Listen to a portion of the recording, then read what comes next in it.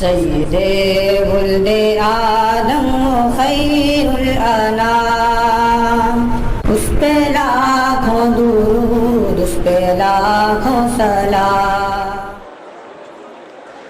بسم اللہ الرحمن الرحیم، حامدا ومصلیا اما بعد، فقد قال رسول اللہ صلی اللہ علیہ وسلم: لو كان بعدی نبی لكان عمر، او کما قال علیہ الصلاة والسلام۔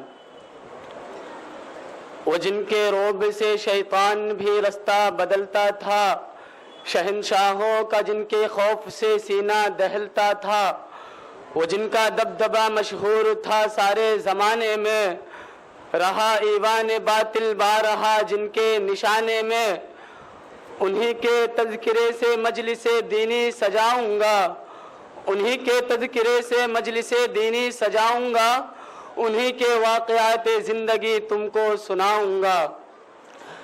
جناب صدر، معزز اساتذہ کرام، حکم صاحبان اور میرے عزیز ساتھیوں، آج میں آپ حضرات کے سامنے ایک عظیم المرتبہ شخصیت پر روشنی ڈالنے کی جسارت کر رہا ہوں، جو درسگاہ رسالت اور تربیت گاہ نبوت سے سند یافتہ ہے، یعنی وہ حضرت عمر رضی اللہ عنہ کی ذات اقدس ہے۔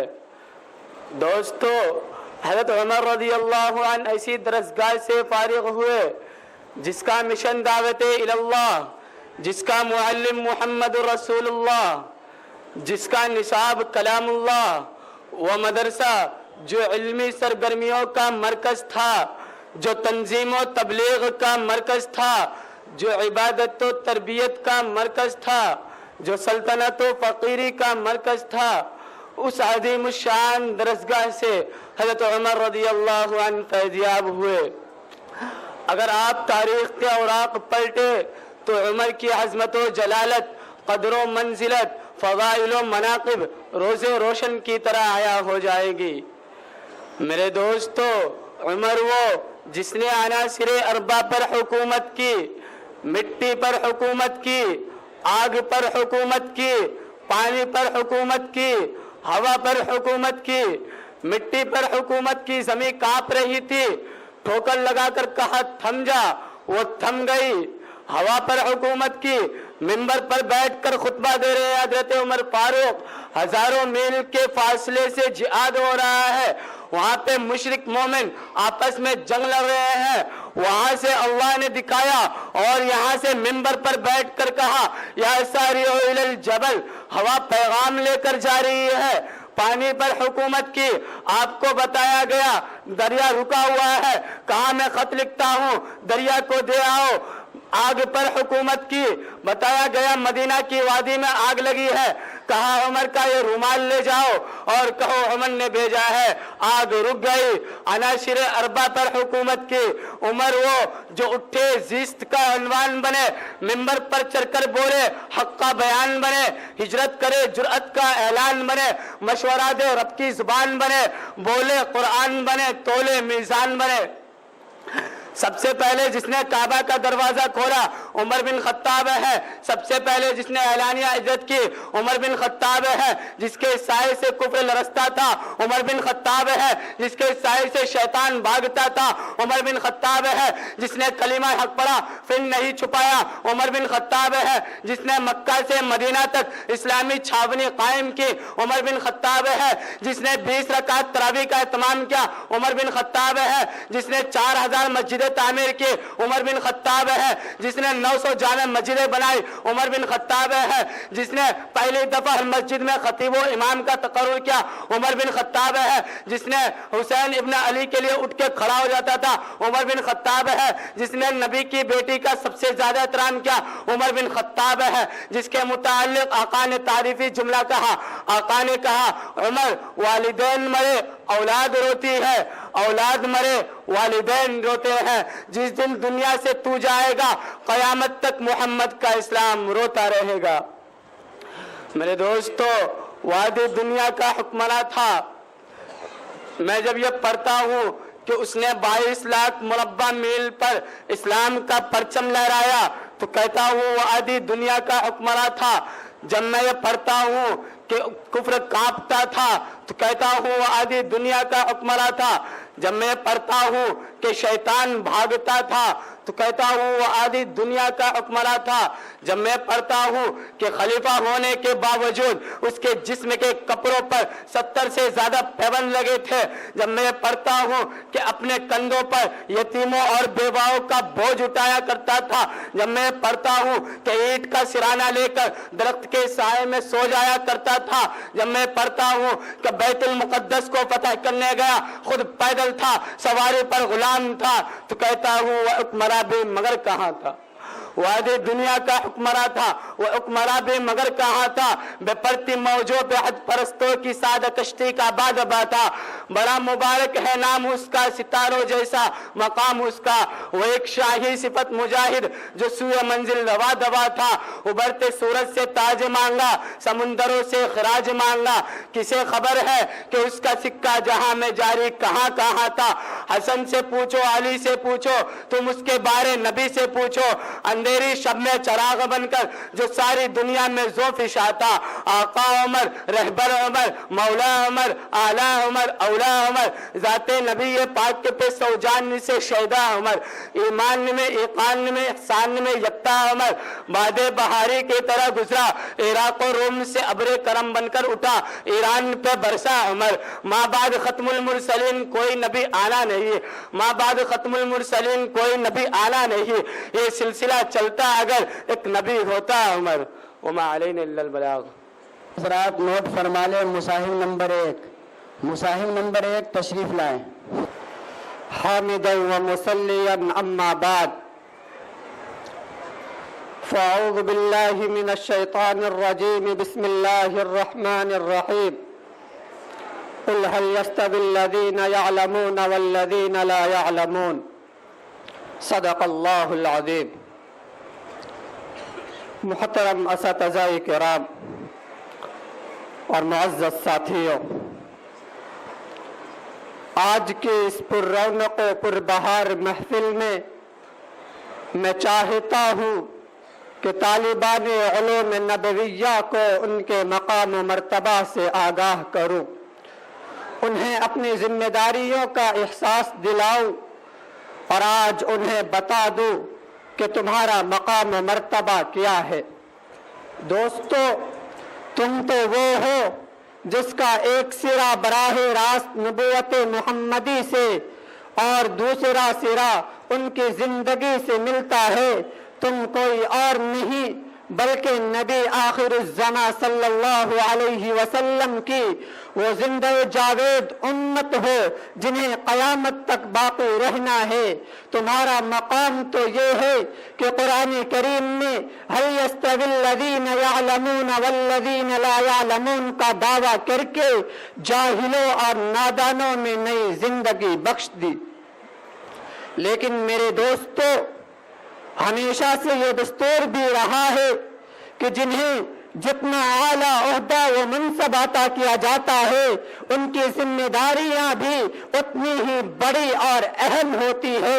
اسی ذمہ داری کا احساس تھا کہ امام اعظم ابو حنیفہ رحمۃ اللہ علیہ نے در کھا کھا کر قید و بند کی صحبتوں میں اپنی جان قربان کر دی مگر عہدہ قضا قبول نہیں کیا.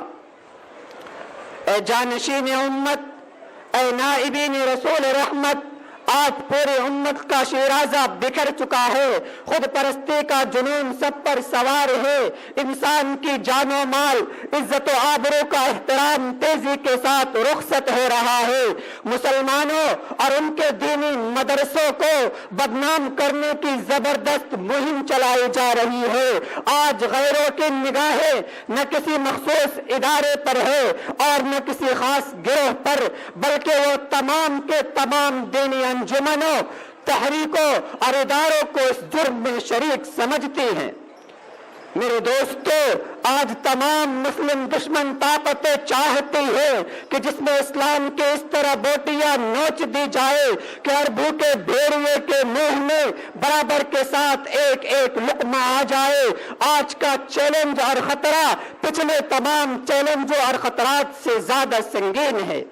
مگر کل تک جن مدارس اسلامیہ سے قوت و جوابردی سے مسلح ہو کر قوم کے جیالے نکلتے تھے، انقلاب آفری شخصیتیں پیدا ہوتے تھے، آج وہ مایوسی، افسردگی اور احساس کمتری کا شکار ہے۔ اے طالبان علوم نبویہ، تمہیں خوف کس چیز کا رہ گیا ہے؟ تمہاری غیرت و حمیت کو کس نے لوٹ لیا ہے؟ تمہارا جوش ایمانی کہاں دفن ہو گیا ہے؟ دین اسلام لٹتا جا رہا ہے۔ تم اپنی عظیم دینی درسگاہوں اور خانقاہوں کی آہو فغاں کو کیا سن نہیں رہے ہو؟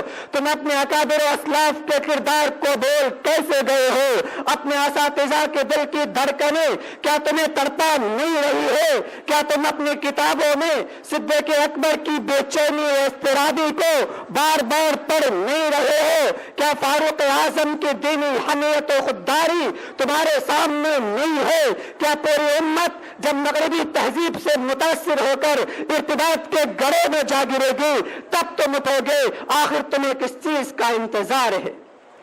میرے دوستو، اگر کل میدان محشر میں رسول اکرم صلی اللہ علیہ وسلم تم سے پوچھ ڈالے کہ بتا ظالم، جس دین کے خاطر میرے لاڈلے حسین کو میدان کربلا کی چلچلاتی دھوپ میں شہید کر دیا گیا، جس دین کے خاطر 70 جانثار صحابہ نے غزوہ احد میں اپنی جان قربان کر دی، جس دین کے خاطر مجھ کو وطن عزیز مکہ مکرمہ سے نکلنے پر مجبور کر دیا گیا، بتا ظالم تو نے اس دین کی کیا خدمت کی؟ تو دوستو اس وقت کیا جواب ہوگا؟ اس لیے خابدہ افراد امت، کل کی رسوائی سے بچنے کے لیے آج ہی تو اپنی آنکھیں اس نرگس بیدار کی طرح کھول جس کی آنکھیں کبھی جھپکتی نہیں، جسے کبھی نیند نہیں آتی۔ دشمنوں نے ہمارے مستقر پر حملہ کیا اور ہمیں خامنہ برباد کر کے رکھ دیا، لیکن اے چشمے بیدار جو انسانیت کی نگراں اور کمزوروں کی پاس بات تھی، وہ ابھی تک سو رہی ہے اور ذرا بھی نہیں دیکھتی کہ حالات و حوادث میں کتنا انقلاب آ گیا ہے۔ اے مرد مسلمان، تو ہی دین متین کا محافظ ہے، تو نبی امی کے تعلیمات کا مبلغ ہے، تیرا ہاتھ خدا کا ہاتھ ہے، تیری اٹھان مٹی سے ہے اور تجھی سے اس عالم کا وجود و بقا ہے۔ اے بانی حرم، اے معمار کعبہ، آج پوری امت بد اخلاقی کے دلدل میں پھنستی جا رہی ہے۔ ایسے نازک وقت میں ڈوبتی کشتی کا ملاح آپ کے سوا کوئی نہیں۔ امت کے شکستہ حالی کو خوشحالی میں تبدیل کرنا آپ ہی کے بس کی بات ہے۔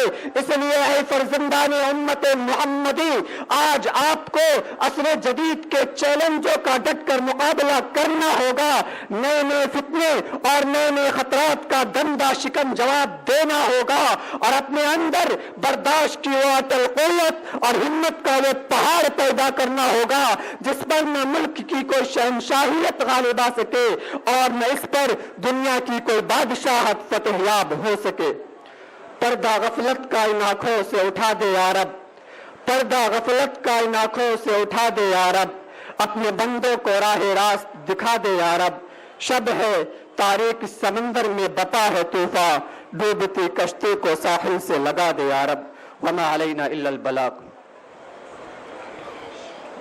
نحمده ونصلي على رسوله الكريم، أما بعد، فأعوذ بالله من الشيطان الرجيم، بسم الله الرحمن الرحيم۔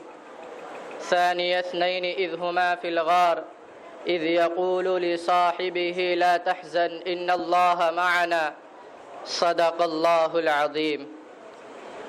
میرے محترم و معزز ساتھیوں، آج میں آپ حضرات کے سامنے ان نفوس قدسیہ اور درسگاہ رسالت اور تربیت گاہ نبوت کے سند یافتہ افراد میں سے ایک فرد سیدنا حضرت ابو بکر صدیق رضی اللہ عنہ کی حیات طیبہ پر روشنی ڈالنے کی جسارت کر رہا ہوں۔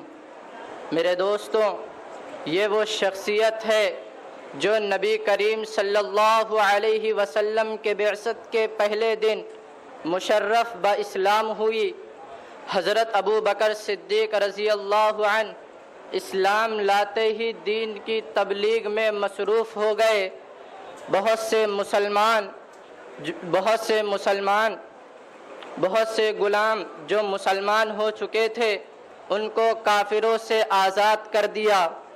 سلسلہ نبوت میں آپ صلی اللہ علیہ وسلم کے چچا ابو طالب اور حضرت خدیجہ رضی اللہ عنہا کی وفات سے آپ صلی اللہ علیہ وسلم کو سخت صدمہ ہوا، تو اسی سال حضرت ابو بکر صدیق نے حضور کی تسکین قلب کے لیے اپنی بیٹی کا نکاح حضور سے فرمایا، اور اسی سال معراج کے واقعے کی تصدیق سب سے پہلے صدیق اکبر نے کی۔ یہ وہ ذات ہے جس کے بارے میں محسن انسانیت صلی اللہ علیہ وسلم نے ارشاد فرمایا، میں نے دنیا میں تمام لوگوں کے احسانات کا بدلہ ادا کر دیا، لیکن ابو بکر صدیق کے احسانات کا بدلہ رب کائنات عطا فرمائیں گے۔ اور میں آپ کو بتاتا چلوں کہ میرے آقا نے فرمایا، تم میرے غار ثور کے بھی ساتھی ہو اور حوض کوثر کے بھی۔ محترم سامعین کرام، میں بات کر رہا ہوں ابو بکر کی۔ ابو بکر پہلا، جس نے سب سے پہلے کلمہ پڑھا، ابو بکر جو سب سے پہلے صحابی کہلایا، ابو بکر جس نے سب سے پہلے مومن ہونے کا اعزاز پایا، ابو بکر جو ہجرت میں سب سے پہلے ساتھ چلا ہے، ابو بکر ہے جس نے اسلام کی تاریخ میں کعبے کے اندر سب سے پہلے خطبہ دیا، ابو بکر ہے جس نے 40,000 دینار آقا کے قدموں میں رکھے، ابو بکر ہے جس نے بلال کو آزاد کرایا ہے، ابو بکر ہے جس نے عامر بن مغیرہ کو آزاد کرایا ہے، ابو بکر ہے نبوت چل کے جس کے دروازے پر گئی ہے، ابو بکر ہے آقا کو جس نے اپنے کندھوں پر اٹھایا ہے، ابو بکر ہے جو غار میں سب سے پہلے داخل ہوا ہے، ابو بکر ہے جو غار سے سب سے پہلے باہر آیا ہے، ابو بکر ہے جسے قرآن نے ثانی اثنین کہا ہے،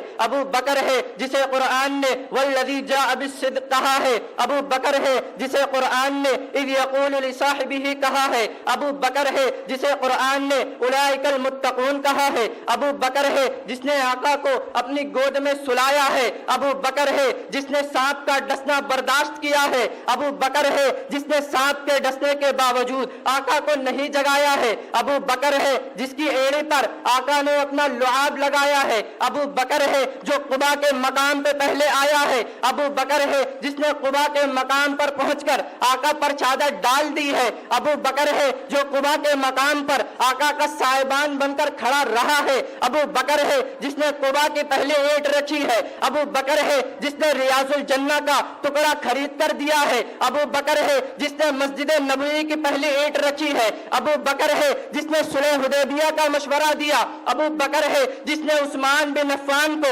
روانہ کروایا ہے، ابو بکر ہے جس نے نبی کی زندگی میں نمازیں پڑھائی ہیں، ابو بکر ہے آقا نے جسے اپنے مصلے کا وارث بنایا ہے، ابو بکر ہے نبی کی وفات کے بعد جس نے امت کے ایمان کو سنبھالا ہے، ابو بکر ہے جس نے منکرین زکات کا خاتمہ کیا ہے، ابو بکر ہے جس نے مسیلمہ کذاب کا خاتمہ کیا ہے، ابو بکر ہے نبی کے بعد روزے میں پہلے سونے والا، ابو بکر ہے نبی کے بعد روزے سے پہلے اٹھنے والا، ابو بکر ہے جنت کے 8 دروازے جسے اپنی طرف پکاریں گے، ابو بکر ہے اللہ کے غصے کو ٹھنڈا کرنے کے لیے آقا جس کے نام اعمال پیش کریں گے، ابو بکر ہے آدم سے عیسیٰ تک تمام امتیں باہر کھڑی ہوں گی، جو جنت میں سب سے پہلے داخل ہوگا ابو بکر ہے۔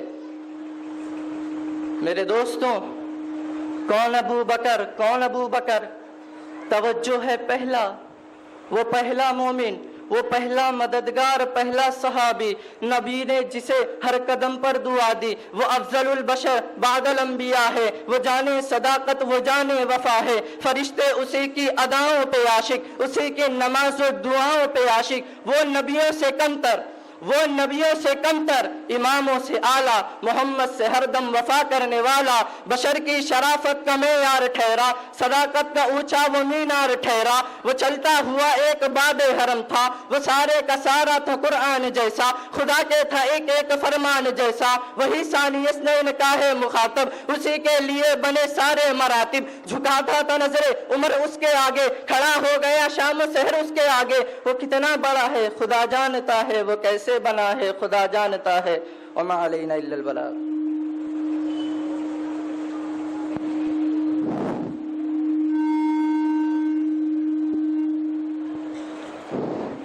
حکم حضرات نوٹ فرما لیں، مصاحب نمبر 4 تشریف لائیں۔ نحمده ونصلي على رسوله الكريم، اما بعد، جناب حکم مستحکم، معزز اساتذہ کرام اور میرے عزیز ساتھیوں، آج میں آپ لوگوں کے سامنے اس جلیل القدر، عظیم المرتبت، رفیع الشان ہستی کے تذکرے کی سعادت حاصل کر رہا ہوں، جو اگر ایک طرف تاریخ انسانی کا سب سے بڑا ہمدرد اور سب سے عظیم محسن ہے، تو دوسری طرف تاریخ ظلم و جور کا سب سے زیادہ ستم زدہ بھی ہے۔ آج میں اس محسن اعظم کی داستان دلخراش اور قصے دل نواز سناؤں گا۔ حضرات، آپ کو اچھی طرح معلوم ہے کہ 6 صدی عیسوی میں عالم انسانیت سسک رہا تھا، گلشن ارضی ماتم کدہ بنا ہوا تھا، ہر سمت نفرت و عداوت کے شعلے بھڑک رہے تھے، کمزوروں پر ظلم و ستم کے پہاڑ توڑے جا رہے تھے، معصوم بچیوں کو زندہ درگور کیا جا رہا تھا، غرض یہ کہ انسان وحشی و درندہ بن چکا تھا اور انسانیت تباہی و بربادی کے آخری نشان تک پہنچ چکی تھی کہ اچانک رحمت خداوندی جوش میں آئی اور عرب کے تپتے ہوئے صحرا میں اس نبی امی کا ظہور ہوا جو سارے جہاں کا درد اپنے دل میں سمیٹے ہوئے تھا۔ جو خنجر چلے کسی پہ تڑپتے ہیں، ہم امیر کا حقیقی مصداق تھا۔ چنانچہ اس ذات مقدس نے ان تمام ظلم و ستم کے خلاف علم بغاوت بلند کیا اور انسانوں کو صحیح راہ دکھانے کی کوشش کی، انہیں ضلالت کے اندھیروں سے نکال کر ہدایت کی روشنی میں لا کھڑا کیا۔ حضرات، ایسی عظیم ہستی، ایسی مقدس ہستی تو اس قابل تھی کہ اسے سینے سے لگایا جاتا، اسے پلکوں پہ بٹھایا جاتا، اس کے مقدس پیغام کو سمجھا جاتا، مگر یہ خود غرض دنیا، انسانیت کی دشمن دنیا، ظلمت کی پرستار دنیا، اسے کیوں کر صبر و شکیبائی حاصل ہو سکتی تھی؟ چنانچہ یہ چرخی نیلی فام اس بات پر شاہد و عادل ہے کہ جب وہ عالم کا مسیحا، انسانیت کا غمخوار، مظلوموں کا مددگار، بے سہاروں کا آسرا، یتیموں کا والی، غلاموں کا مولا، اس جہان رنگ بو میں جلوہ گر ہوا، اسی دم نفرت و عداوت کے شعلے بھڑکنے لگے، وحشت و بربریت کے پہاڑ توڑے جانے لگے، یعنی لوگ اپنے محسن و مسیحا کی دل آزاری اور ایذا رسانی میں مشغول ہو گئے۔ ایک طرف آپ صلی اللہ علیہ وسلم کی ذات اقدس تھی تو دوسری طرف سارے شیطانی چیلے اور طاغوتی لشکر تھے۔ ہمہ وقت ان کی یہی کوشش اور خواہش رہتی کہ آپ صلی اللہ علیہ وسلم کو کس کس طرح نقصان پہنچایا جائے اور کس کس طرح پریشان کیا جائے۔ حضرات، اگر آج مجھ سے یہ سوال کیا جائے کہ بتاؤ تاریخ انسانی کا سب سے بڑا ہمدرد کون تھا اور کس کے سینے میں سارے جہاں کا غم بھرا ہوا تھا، تو میں کہوں گا وہ رحمت دو عالم صلی اللہ علیہ وسلم ہیں۔ اگر مجھ سے یہ سوال کیا جائے کہ بتاؤ کس کو سب سے زیادہ تکلیفیں دی گئیں اور کس کو سب سے زیادہ اذیتیں پہنچائی گئیں، تو میں کہوں گا وہ فخر دو عالم صلی اللہ علیہ وسلم ہیں۔ میرے دوستو، کیا یہ تاریخ انسانی کی عجیب ستم ظریفی نہیں ہے؟ کیا یہ دامن انسانیت پر بدنما داغ نہیں ہے کہ وہ ذات جو لوگوں کی ہدایت کے لیے تڑپتی رہی، لوگ اسے پتھر مارتے رہے، وہ ذات جو لوگوں کی بھلائی کے لیے اپنے وجود کو گھلاتی رہی، لوگ اسے گالیاں دیتے رہے، وہ ذات جو لوگوں کو طوق غلامی سے نجات دلانے کے لیے کوشاں رہی، لوگ اس کی پشت پر اونٹ کا اوج رکھتے رہے، وہ ذات جو لوگوں کی کامیابی کے لیے دعائیں نیم شبی کرتی رہی، لوگ اس کو قتل کرنے کے لیے گھات لگاتے رہے۔ حد ہو گئی انسانیت کی خساست و رذالت کی، احسان فراموشی اور حد فراموشی کی، اور لاکھوں درود و سلام ہو اس محسن اعظم پر جو یہ تمام کچھ سنتا رہا، سہتا رہا، اور پھر بھی ان کی کامیابی و کامرانی کے لیے تڑپتا رہا، سلگتا رہا، پگھلتا رہا۔ افسوس صد افسوس، آج بھی روشن خیالی کا دعویٰ کرنے والی دنیا، خود کو مہذب کہنے والی دنیا، تہذیب نبی کے نام پر بے حیائی اور بے غیرتی کو فروغ دینے والی دنیا، اور آپ صلی اللہ علیہ وسلم کی بابرکت و مقدس ذات کو مطعون و مقذوف کرنے والوں کی سرپرستی اور حمایت کر رہی ہے۔ ایسے وقت میں ہمارے اوپر واجب ہوتا ہے کہ ہم ان کی دریدہ دہنی کا دندہ شکن جواب دیں، اور مادہ پرست دنیا کو بتائیں کہ اس محسن اعظم نے دنیا والوں کو کیا کیا دیا ہے، اور انسانیت پر کیسے کیسے عظیم الشان احسانات فرمائے ہیں۔ آج میں ان خوشہ چینوں اور احسان فراموشوں سے پوچھتا ہوں کہ بتاؤ انقلاب دہر کا روح رواں وہ کون تھا؟ باعث تخلیق ہستی کن فکا وہ کون تھا؟ او کی نازا جس پہ تھا خود خالق عرش عظیم، ایسا کامل اس جہاں میں اے زماں وہ کون تھا؟ بتاؤ انسانیت کی غمخواری کس نے کی؟ نفرت کی آندھیوں میں شمع الفت کس نے جلائی اور اپنے قاتل کی جان بخشی کس نے کی؟ بتاؤ اے ظالموں، بتاؤ، خاموش کیوں ہو؟ ہاں میں جانتا ہوں تمہارے پاس اس کا کوئی جواب نہیں ہے۔ سنو، تاریخ شاہد ہے کہ یہ تمام چیزیں انسانیت کو پیغمبر اسلام سے ملی ہیں، اور آپ کے سوا کوئی نہیں جس کی طرف حقیقی طور پر ان کا ناموں کو منسوب کیا جائے۔ اے لوگو، مجھے یقین کامل ہے کہ جب تعصب کی آندھیوں کا زور ٹوٹے گا تب انسانیت کو اپنے محسن کی تلاش ہوگی۔ جب انسان حقیقت کا متلاشی ہوگا تو اسے اسلام کی صداقت و حقانیت تسلیم کرنی ہوگی، اسے محسن اعظم کے آستانے ناز پر جبین نیاز خم کرنی ہوگی، اور کم از کم اتنا تو کہنا ہی ہوگا، ہو لاکھوں سلام اس آقا پر، دل لاکھوں جس نے جوڑ دیے، دستور دیا، منشور دیا، کئی راہیں دی، کئی موڑ دیے۔ وآخر دعوانا الحمدللہ رب العالمین۔ اب اس کے بعد حکم حضرات نوٹ فرما لیں، مصاحم نمبر 3، مصاحم نمبر 3 تشریف لائیں۔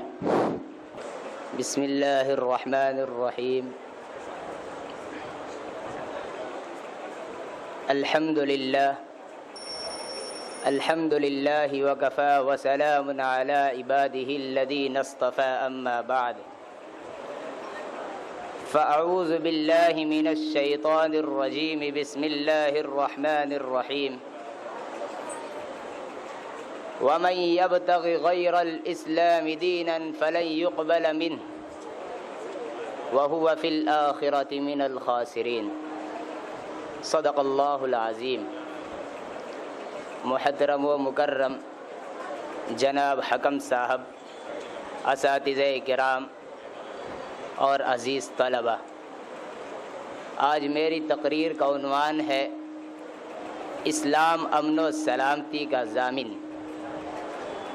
دوستو، دنیا کے تمام ادیان و مذاہب کے درمیان مذہب اسلام اپنے انسانیت نواز پیغام میں منفرد ہے۔ حق گوئی اور راست بازی میں ضرب المثل ہے،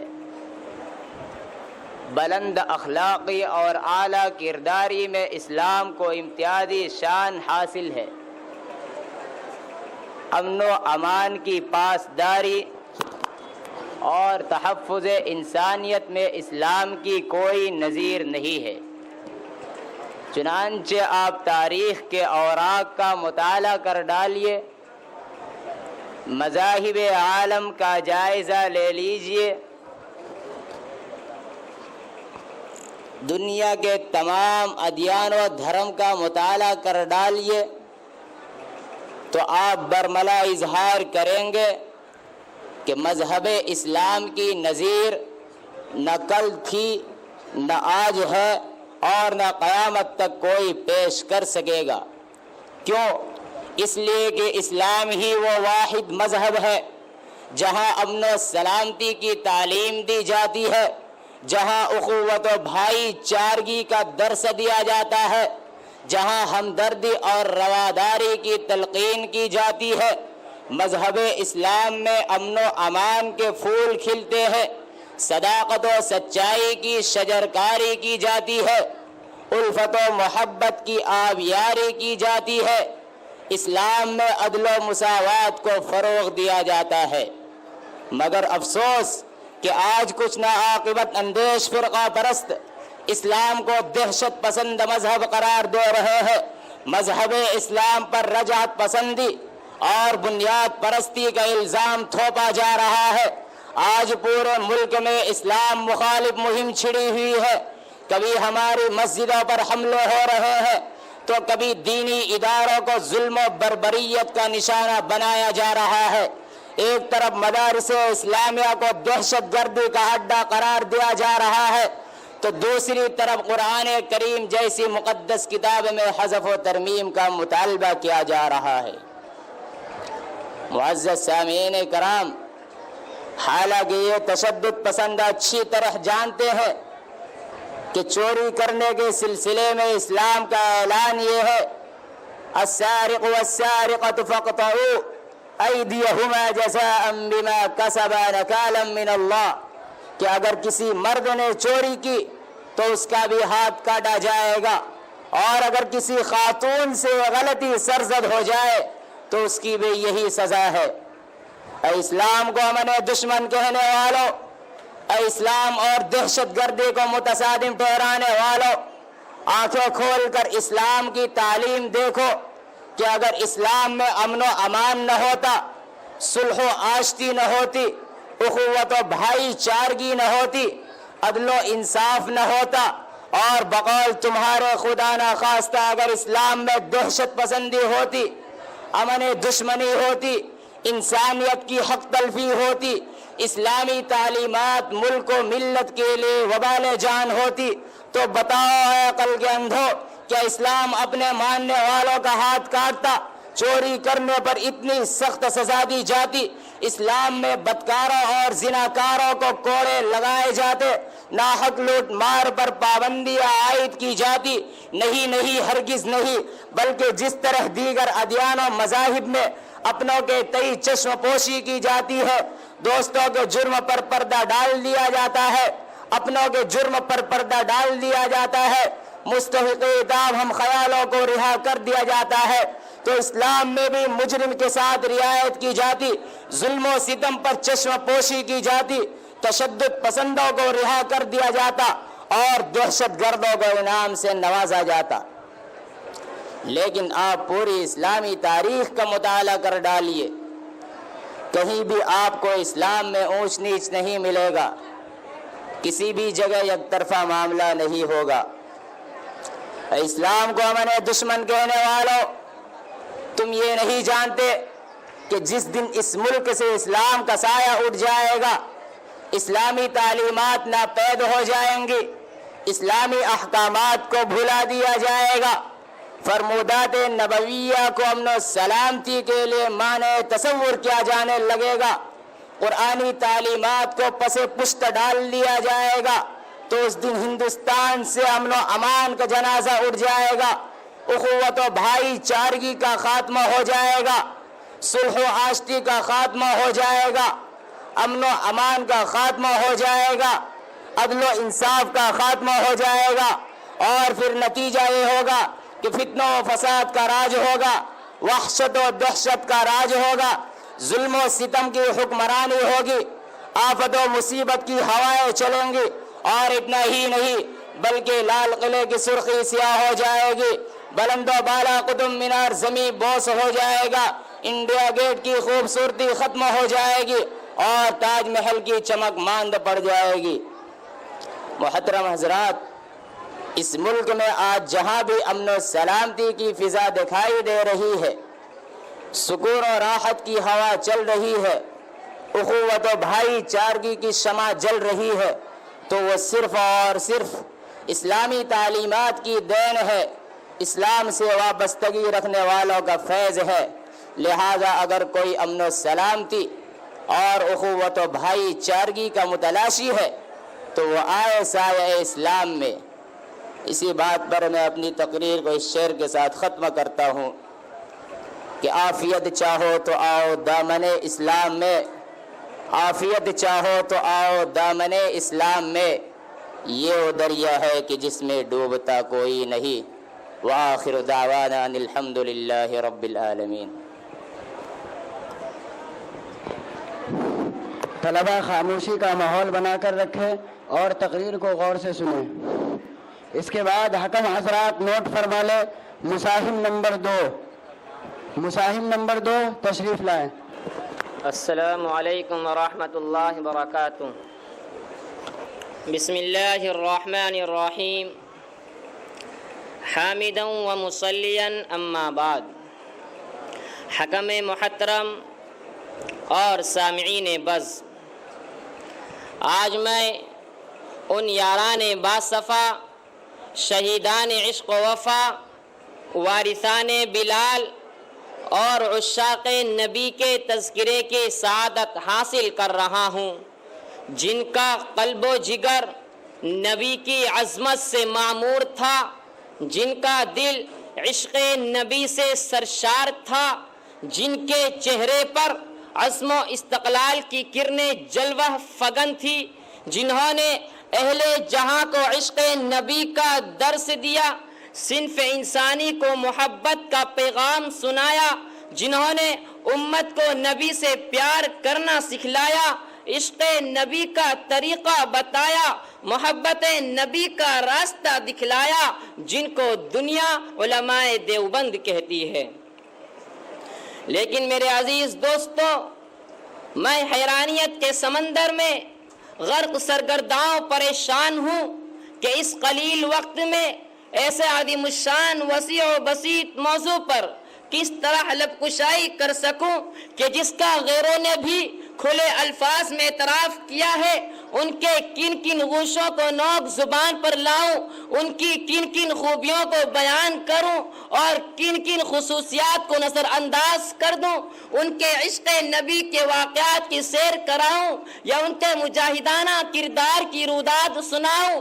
عشق نبی سے سرشار مولانا قاسم نانوتوی رحمۃ اللہ علیہ کے سفر حج کی منظر کشی کروں یا روزے اطہر پر مولانا حسین احمد مدنی رحمۃ اللہ علیہ کے درس حدیث کی جھلک دکھاؤں۔ عشق نبی سے بےتاب مولانا گنگوہی رحمۃ اللہ علیہ کے دل کا تذکرہ کروں یا جنگ آزادی کے موقع پر علماء دیوبند کے عشق نبی کی تاریخ بتاؤں، کیا کیا بتاؤں اور کہاں تک بتا سکتا ہوں۔ خدا را جاؤ، اگر تم سے ہو سکے تو علماء دیوبند کے عشق نبی کی داستان تاریخ کے اوراق سے پوچھو، مکہ کی گلیوں سے پوچھو، مدینہ کے ریگستانوں سے پوچھو، بالا کوٹ کی پہاڑیوں سے پوچھو، مالٹا کے قید خانوں سے پوچھو، یہ سب کے سب تمہیں علماء دیوبند کے عشق نبی کے نغمے سنائیں گے۔ دوستو، حضرت مولانا قاسم نانوتوی رحمۃ اللہ علیہ کی ہستی سے کون ناواقف ہے، انہیں کون نہیں جانتا، جو علماء دیوبند کے سب سے بڑے لیڈر، سب سے بڑے قائد اور سب سے بڑے رہنما ہیں۔ جب بیت اللہ حج کرنے جاتے ہیں، مدینہ کے قریب پہنچتے ہیں، عشق نبی سے سرشار مولانا قاسم نانوتوی رحمۃ اللہ علیہ مدینہ سے 7 میل پہلے ہی اپنا جوتا اتار لیتے ہیں۔ کسی نے کہا حضرت یہ پتھریلی زمین ہے، پیروں میں پتھر لگیں گے، یہ پیروں کو تکلیف ہوگی، پیروں میں زخم آ جائے گا۔ فرمایا پتھروں کی کوئی بات نہیں ہے، زخم کی کوئی بات نہیں ہے، میں جوتا اس لیے اتارتا ہوں کہ شاید آج سے 1400 سال پہلے اس سرزمین پر رسول اللہ کے نبوت والے قدم آئے ہوں، نانوتوی کا گستاخ جوتا کہیں رسول اللہ کے قدموں پر نہ آ جائے۔ اللہ اکبر، کیا عشق رسول تھا۔ اور ایک موقع پر مولانا رشید احمد گنگوہی رحمۃ اللہ علیہ حدیث کا درس دے رہے تھے، بارش آ گئی، طلبہ حدیث پڑھ رہے ہیں اور حضرت حدیث پڑھا رہے ہیں، بارش آ گئی، بارش کی وجہ سے تمام طلبہ اپنی اپنی کتابیں لے کر اندر چلے گئے اور مولانا رشید احمد گنگوہی رحمۃ اللہ علیہ نے اپنی پگڑی بچھائی اور اس میں طلبہ کی جوتیاں ڈالنے لگے۔ لوگوں نے کہا حضرت یہ کیا کر رہے ہیں؟ فرمایا میں جوتیاں اس لیے اٹھاتا ہوں کہ تم رسول اللہ کی حدیث پڑھتے ہو، میں تمہاری جوتیاں نہیں اٹھا رہا ہوں بلکہ میں تو رسول اللہ کے مہمانوں کی جوتیاں اٹھا رہا ہوں۔ اللہ اکبر، یہ ہے عشق رسول، یہ ہے نبی کی محبت، یہ ہے علماء دیوبند اور عشق رسول۔ عشق رسول کا سبق علماء دیوبند کی جماعت نے دنیا کو دیا۔ اگر مولانا قاسم نانوتوی رحمۃ اللہ علیہ اور مولانا رشید احمد گنگوہی رحمۃ اللہ علیہ کا قافلہ ہندوستان کی سرزمین پر نہ ہوتا تو خدا کی قسم ہمیں عشق رسول کا معنی سمجھانے والا کوئی نہ ہوتا۔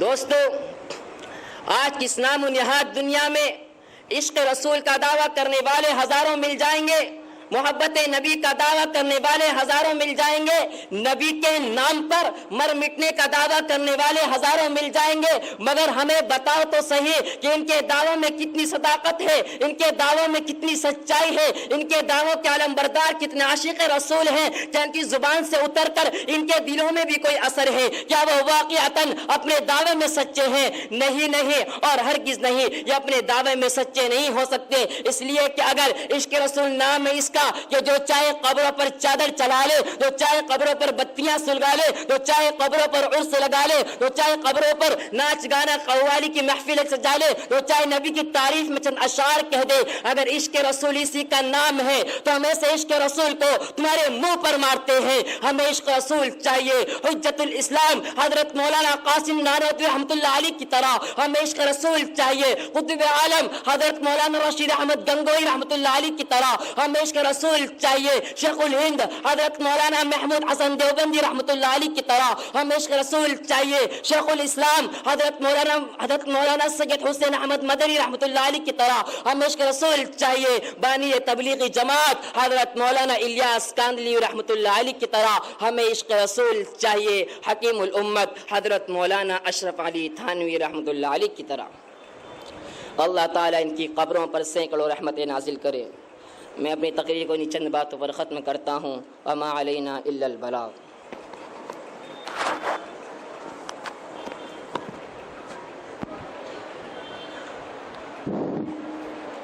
اب اس کے بعد حکم حضرات نوٹ فرما لیں، مصاحب نمبر 10 تشریف لائیں۔ السلام علیکم ورحمۃ اللہ وبرکاتہ۔ حامدا ومصلیا عما بعد، فاعوذ باللہ من الشیطان الرجیم، بسم اللہ الرحمن الرحیم۔ هذا خلق اللہ فارونی ماذا خلق الذین من دونہ، صدق اللہ العظیم۔ جناب صدر، معزز اساتذہ کرام، حکم صاحبان اور میرے عزیز ساتھیوں، فرش زمین سے عرش بری تک تیرے ہی جلوے، تیرے ہی سائے، ہر ایک ذرہ تیرا ہے مظہر۔ اللہ اکبر، اللہ اکبر۔ ذرہ کو چاہے خورشید کر دے، صحرا کو چاہے گلزار کر دے، سب ایک قطرہ تو ہے سمندر۔ اللہ اکبر، اللہ اکبر۔ محترم حضرات، قرآن پاک ایک سوال اٹھاتا ہے اور انداز بہت خوبصورت ہے۔ ام خلقوا من غیر شیء۔ اللہ تعالیٰ ارشاد فرماتے ہیں، اے میرے بندو ایک بات تو بتاؤ، کیا تم اپنے آپ بن گئے ہو؟ یہ سوال قرآن پاک نے اٹھایا ہے۔ جب ہم نے اس سوال کا جواب تلاش کرنا چاہا تو ہمیں قرآن پاک سے ہی ملا۔ اللہ تعالیٰ ارشاد فرماتے ہیں، هل اتى على الانسان حين من الدهر لم يكن شيئا مذكورا۔ اے انسان سن، میں تجھے تیری کہانی سناتا ہوں، تو کچھ بھی نہ تھا، کوئی کچھ نہ تھا۔ اولم ير الذين كفروا ان السماوات والارض كانتا رتقا۔ زمین و آسمان بھی کچھ نہ تھا، تو بھی کچھ نہ تھا، تو کون تھا؟ اللہ تھا۔ اللہ جو پہلے بھی، اللہ جو آج بھی، جو پھر بھی اللہ، جو آئندہ بھی اللہ، جو اول بھی اللہ، جو آخر بھی اللہ، جو ظاہر بھی اللہ، جو باطن بھی اللہ، جو قائم بھی اللہ، جو قیوم بھی اللہ، مالک الملک بھی اللہ، ذو الجلال والاکرام بھی اللہ۔ جو اللہ اپنے پہل سے پاک ہے، جو اللہ اپنے اول ہونے میں ابتدا کا محتاج نہیں، جو اللہ اپنے آخر ہونے میں انتہا کا محتاج نہیں۔ کائنات میں ہر ایک چیز کے ایک ابتدا ہوتی ہے، ایک انتہا ہوتی ہے۔ اس کائنات میں ایک اللہ ہے جس کا ابتدا کوئی نہیں، انتہا کوئی نہیں، جو اول ہے لیکن اس کا پہلا سرا کوئی نہیں، جو آخر ہے لیکن اس کا آخری سرا کوئی نہیں، جو موجود ہے لیکن جگہ میں سماتا نہیں، وہ موجود ہے لیکن زمانے سے پاک ہے، وہ موجود ہے لیکن سمت سے پاک ہے، وہ موجود ہے لیکن شکل سے پاک ہے، وہ موجود ہے لیکن بیوی بچوں کا محتاج نہیں، انسانوں کا محتاج نہیں، زمین و آسمان کا محتاج نہیں، عرش و فرش اس کی ضرورت نہیں، لوح محفوظ اس کی ضرورت نہیں۔ حضرات، اللہ وہ اللہ ہے جو موجود ہے لیکن بیٹھا ہوا نہیں، جو موجود ہے لیکن کھڑا ہوا نہیں، جو موجود ہے لیکن پہلو کے بل نہیں، جو موجود ہے لیکن دائیں پہلو پر نہیں، جو موجود ہے لیکن بائیں پہلو پر نہیں، جو موجود ہے لیکن غافل نہیں، جو موجود ہے لیکن سوتا نہیں، جو موجود ہے لیکن کھاتا نہیں، جو موجود ہے لیکن پیتا نہیں، جو موجود ہے لیکن تنہائی سے گھبراتا نہیں۔ اندھیرے اجالے برابر، دن اور رات برابر، زمین و آسمان برابر، خاکی و آبی برابر، انسانوں کا بادشاہ، جناتوں کا بادشاہ، پانی کا بادشاہ، ہواؤں کا بادشاہ، صورت و مورت کا بادشاہ، رنگ اور روپ کا بادشاہ، شکلوں اور عادات کا بادشاہ، کائنات اور بحر و بر میں اڑنے والے پرندوں کا بادشاہ، اترنے والے بارش قطروں کا بادشاہ، کھلنے والے شگوفوں اور اس کے اندر پیدا ہونے والے خوشبوؤں کا بادشاہ، عقاب کی جھپٹ کا مالک، سانپ کے بل کھانے کا مالک اور اس کے اندر پیدا ہونے والے زہر کا خالق، صدف کے اندر پانی کے موتی میں بدل جانے کا مالک اور خالق، ریشم کے کیڑے کو پلا کر ریشم بنا دینے کا مالک اور خالق، مچھلی کے تھوک کو عنبر بنا دینے والا مالک اور خالق، ہرن کو پانی پلا کر اسے مشک نافع بنا دینے والا مالک اور خالق، خوبصورت آم کے درخت پر خوبصورت آم بنا دینے والا مالک اور خالق۔ اللہ وہ اللہ ہے جو اس دنیا کے پانی کے قطرے کو کبھی آم میں بدل دیتا ہے، کبھی انار میں تبدیل کر دیتا ہے۔ کیا طاقت ہے اس ذات کی، کیا عظمت والا وہ شہنشاہ ہے کہ لکڑی کڑوی، پتے کڑوے، چھوٹے چھوٹے ڈالیوں اور شاخوں پر انار کو لٹکا دیا، اس کے اوپر چھلکا کڑوا، اس کے اوپر سارا کڑوا، لیکن جب اسے چرا تو اندر ایک جہان نظر آیا، دانوں کو دیکھا تو موتی جیسے چمکتے نظر آئے۔ یہ کون ذات ہے تو ان دانوں کو گھڑ گھڑ کر بناتا، سفیدی و سرخی دے کر ایک پردے میں لپیٹ کر دانا دانا جدا کر کے کہتا ہے، بول میرے بندے کون ہے خالق، کون ہے خالق؟ ھذا خلق اللہ فارونی ماذا خلق الذین من دونی، یہ تمہارے رب کی کائنات ہے، یہ تمہارے رب کا کارخانہ ہے، بتاؤ ہے تمہارے رب کے سوا کوئی ایسا جو سب کچھ بنا کر دکھا دے؟ یہ اللہ ہے۔ اس اللہ نے فرمایا آسمان میں نے بنایا، والسماء بنیناها بأید وإنا لموسعون، زمین کو اللہ نے بنایا، والارض فرشناها فنعم الماہدون، پہاڑ اللہ نے لگائے، والجبال ارساها، پانی اللہ نے نکالا، اخرج منها ماءها ومرعاها، بارش اللہ نے برسائی، انا سببنا الماء صبا، زمین کو اللہ نے پھاڑا، ثم شققنا الارض شقا، دانے اور پھل اللہ نے نکالے، فانبتنا فيها حبا وعنبا وقضبا وزيتونا ونخلا وحدائق غلبا وفاكهة وأبا۔ محترم حضرات، میں پوری دنیا کے مسلمانوں سے کہہ رہا ہوں کہ ایسا کوئی خالق ہے جو لا کر دکھا دے، ہے ایسا کوئی آقا جو لا کر دکھا دے، ہے کوئی ایسا اللہ جو لا کر دکھا دے؟ ہم پوری دنیا کے مسلمانوں سے کہہ رہے ہیں کہ اللہ سے صلح کر لو، اللہ سے صلح کر لو، ایسا مشفق، ایسا کریم، ایسا رحیم کہیں سے نہ پاؤ گے، نہ ملے گا۔ دعا فرمائے کہ اللہ تعالی ہم سب کو اپنے کامل معرفت نصیب فرمائے، آمین۔ انہی چند اشعار کے ساتھ میں اپنی تقریر کو ختم کرتا ہوں۔ بلبل کی زباں پر گفتگو تیری ہے، تیری ہے، بلبل کی زباں پر گفتگو تیری ہے، تیری ہے، ہر شاخ میں بلبل کی زباں پر گفتگو تیری ہے، تیری ہے، ہر رنگ میں جلوہ ہے تیری قدرت کا، قدرت کا، جس پھول کو سونگتا ہوں بو تیری ہے، تیری ہے، وما توفیقی الا باللہ۔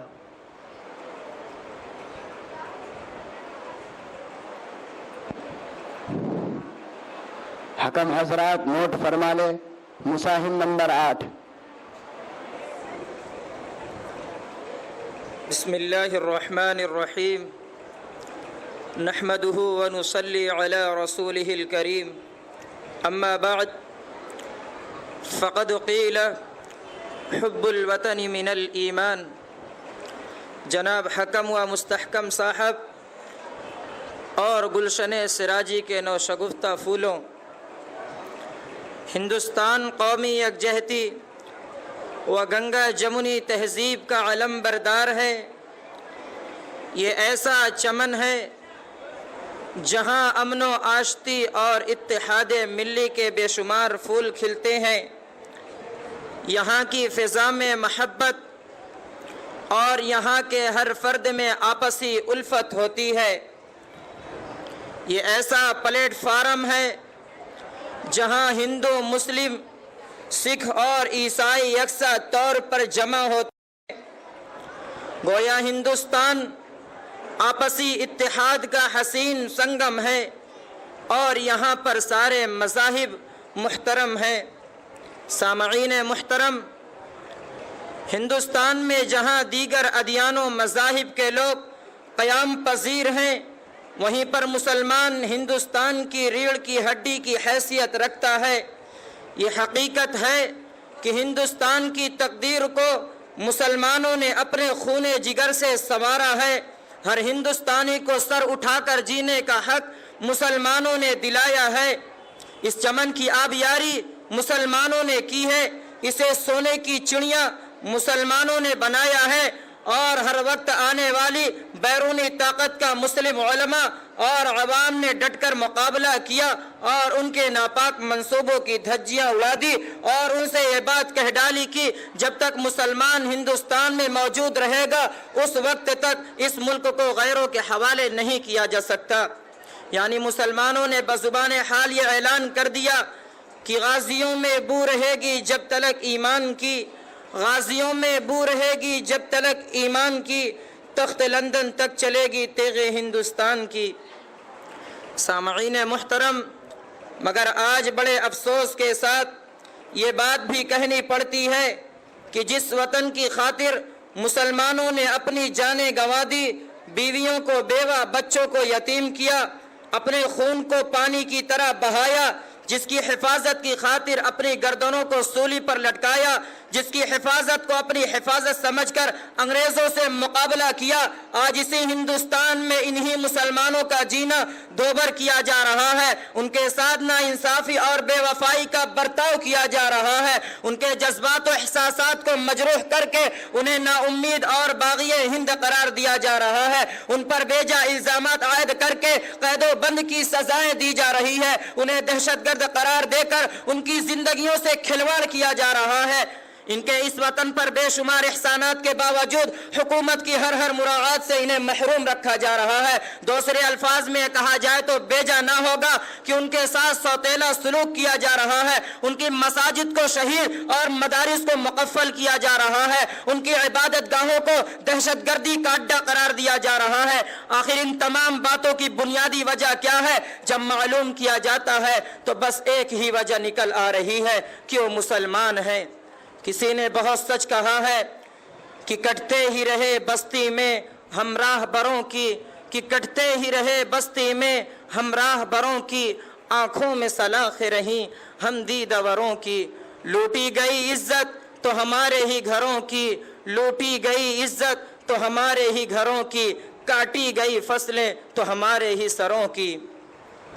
میں ان ظالموں سے پوچھنا چاہتا ہوں کہ ذرا بتاؤ کہ ہندوستان کا اتنا حسین و جمیل کس نے بنایا؟ مرکز توجہ بنا ہوا وہ لال قلعہ کس نے بنایا؟ ہندوستان کی قد و قامت کی دلیل وہ قطب مینار کس نے بنایا؟ وہ جگمگاتی ہوئی جامع مسجد اور مکہ مسجد کس نے بنائی؟ ہر مقام پر موجود حسین و جمیل وہ بڑے بڑے قلعے کس نے بنائے؟ ہندو، مسلم، سکھ، عیسائی اتحاد کا ثبوت دینے والا وہ چار مینار کس نے بنایا؟ ارے ہندوستان کے ماتھے کا سندور وہ تاج محل کس نے بنایا؟ سارے بالآخر تم یہ کہنے پر مجبور ہو جاؤ گے کہ یہ سب مسلمانوں کی دین ہے، مسلمانوں کی مرہون منت ہے۔ ان ساری باتوں کے باوجود بھی اگر تم انکار کرو گے تو ہر مقام پر موجود حسین و جمیل قرآنی آیات اور عربی تحریرات نقش ہے۔ لال قلعہ میں ہماری مسجد اور عربی تحریرات موجود ہیں، قطب مینار قرآنی آیات سے جگمگا رہا ہے، شاہ جہاں کا وہ حسین تاج محل قرآنی آیات سے منور ہے، سارے آثار قدیمہ قرآنی آیات سے بھرے ہوئے ہیں۔ اب آخر میں تمہیں یہ کہنا ہی پڑے گا کہ یہ ساری چیزیں مسلمانوں کی وطن سے وفاداری اور بے پناہ خلوص و محبت کی دلیل ہے۔ मगर ये बात भी याद रखो, जरा सी सुनहरी कुर्सियों पर बैठने से यह हिंदुस्तान तुम्हारे बाप का नहीं हो जाएगा। वोटों की भीख से हासिल हुए इक़्तिदार के जरिए तुम शहंशाह हिंद नहीं बन जाओगे। तुम्हें हर हाल में मुसलमानों को मानना पड़ेगा, इससे बगैर तुम एक कदम भी आगे नहीं बढ़ सकते और मुसलमानों को नहीं भुला सकते। कलीम आजिज ने क्या ही खूब कहा है कि अब वो अंजुमन अहले सितम की है जलवागाह, कि अब वो अंजुमन अहले सितम की है जलवागाह, रोशन जहां चरागे वफा कर चुके हैं हम। किस किस जगह बयाज़े वतन से मिटाओगे, किस किस जगह बयाज़े वतन से मिटाओगे, हर हर वरक पे महरे वफा कर चुके हैं हम। वाखिर दअवाना अल्हम्दुलिल्लाहि रब्बिल आलमीन।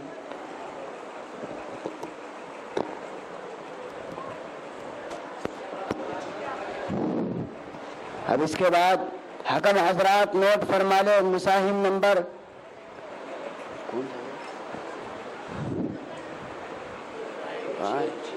मुसाहिम नंबर 6 तशरीफ लाए। बिस्मिल्लाहिर्रहमानिर्रहीम हामिदन व मुसल्लिया अम्मा बाद। मुहतरम व मुकर्रम जनाब हकम मुस्तहकम और गुलशन सिराजी के नौशगुफ्ता फूलों, आज मैं आप हजरात के सामने जिस मौजू को लेकर हाजिर हुआ हूँ वो ये है कि दारुल उलूम ने दुनिया को क्या दिया। हजरात, मैं हैरान व परेशान बल्कि नादिम व पशेमान हूँ कि इस मुख्तसर से वक्त में ऐसे अज़ीमुश्शान और वसीअ व बसीत मौजू पर किस तरह गुफ्तगू करूँ। समझ में नहीं आता कि दास्तां का आगाज़ कहाँ से और कैसे करूं, उसकी किन किन खूबियों को बयान करूं और किन किन खुसूसियात को नज़रअंदाज करूं। आज़ादी के वास्ते उसके नाकाबिले फरामोश और लाजवाल कुर्बानियों का तज़किरा करूं या हिफाजत दीन के लिए उसके बेमिसाल अज़्म व इस्तिक़लाल के हैरत अंगेज़ वाक़ियात बयान करूं। गर्ज़ समझ में कुछ नहीं आता कि छेड़ूं दास्तां कैसे, हालांकि हज़ारों नग़मे वफ़ा के उनके लबों पे आकर मचल रहे हैं। लबों पे लेकिन लगे हैं पहरे तो बन के आंसू निकल रहे हैं। ज़ुबां है साकित कलम है हैरान, बताऊं कैसे मैं राज़े पिन्हा कि बहरे गम में उठा है तूफ़ान तो दरिया दरिया उबल रहे हैं। हज़रात, बड़े दुख और अफसोस की बात है कि लोग ये पूछते हैं कि दारुल उलूम ने दुनिया को क्या दिया। भला बताओ, ये भी कोई पूछने की बात है? मेरे दोस्तों, अगर पूछना ही था तो ये पूछते कि दारुल उलूम ने दुनिया को क्या नहीं दिया, तो मैं कहता कि दारुल उलूम ने दुनिया को इल्हाद व बेदीनी नहीं दी, दारुल उलूम ने दुनिया को बेहयाई व बेशर्मी नहीं दी, दारुल उलूम ने दुनिया को खुद गर्जी व मफाद परस्ती नहीं दी, दारुल उलूम ने दुनिया को बेगैरती व बेमुरव्वती नहीं दी, दारुल उलूम ने दुनिया को नफरत व अदावत नहीं दी, बल्कि वो तो हर दौर में नगमा मेहर वफा गाता रहा। वो हर ज़माने में गर्दिश दौरा की संगीनी से टकराता रहा। गरचे 12 फलक ने उसे आंखें दिखाई, मगर इस जोश जुनू के दीवाने और सौदाए इश्क के खरीदार ने इन तमाम संगीनियों को नज़रअंदाज करते हुए ऐलान कर दिया कि तेरे इश्क में मैंने कोई गम सर पे लिया जो हो सो हो, वो ऐशो नशाते ज़िंदगी छोड़ दिया जो हो सो हो। ए तूफ़ाने तुंदो तेज़ जाओ, हमें समझाओ मत कि बहरे गम में दिल का सफ़ीना डाल दिया जो हो सो हो। ओ हमसे हमारे दारुल उलूम के कारनामे और दास्ताने मालूम करने वालों, मैं तुम्हें क्या क्या बताऊं और कहाँ तक बताऊं। जाओ اگر تم سے ہو سکے تو ہماری داستان بالا کوٹ کی پہاڑیوں سے پوچھو، ہماری داستان شاملی کے میدانوں سے پوچھو، ہماری داستان چاندنی چوک سے لے کر خیبر تک کے درختوں سے پوچھو، ہماری داستان دہلی کی جامع مسجد اور لاہور کی شاہی مسجد کے در و دیوار سے پوچھو، ہماری داستان افغانستان کی سربلند پہاڑیوں سے پوچھو، ہماری داستان مالٹا کی تاریک کوٹھریوں سے پوچھو، ہماری داستان عدالت کے کٹہروں سے پوچھو، ہماری داستان پھانسی کے پھندوں سے پوچھو۔ یہ تمام کے تمام ہماری مہر و وفا کی داستانیں سنائیں گے، کیونکہ واقف تو ہیں اس راز سے یہ دار و رسن بھی، ہر دور میں تکمیل وفا ہم سے ہوئی ہے۔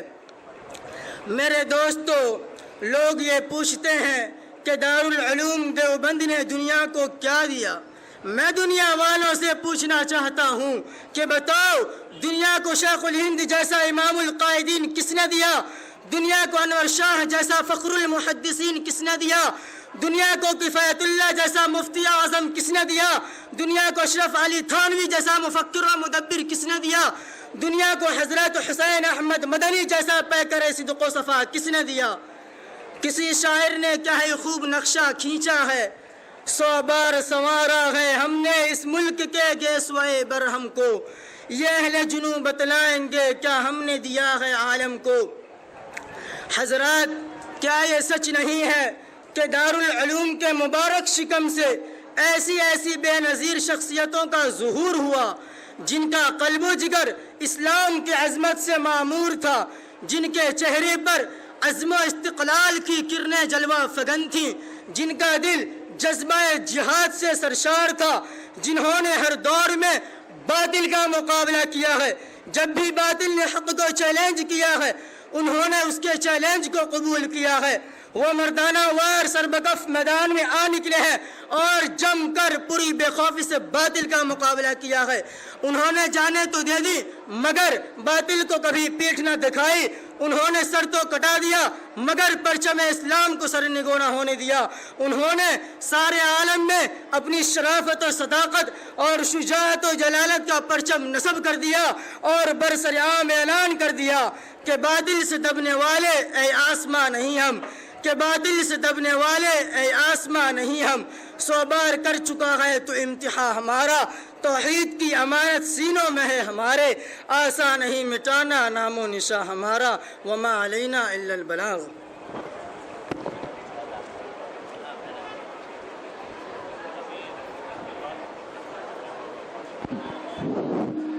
اس کے بعد حکم حضرات نوٹ فرما لیں مساہم نمبر 9، اور یہ آخری مسائل ہے۔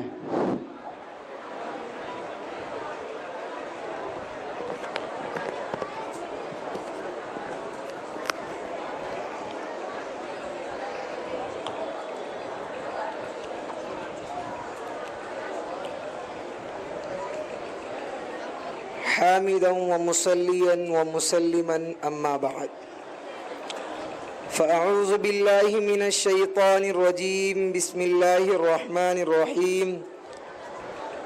ألم يأن للذين آمنوا أن تخشع قلوبهم لذكر الله وما نزل من الحق ولا يكونوا كالذين أوتوا الكتاب من قبل فطال عليهم الأمد فقست قلوبهم وكثير منهم فاسقون، صدق الله العظيم۔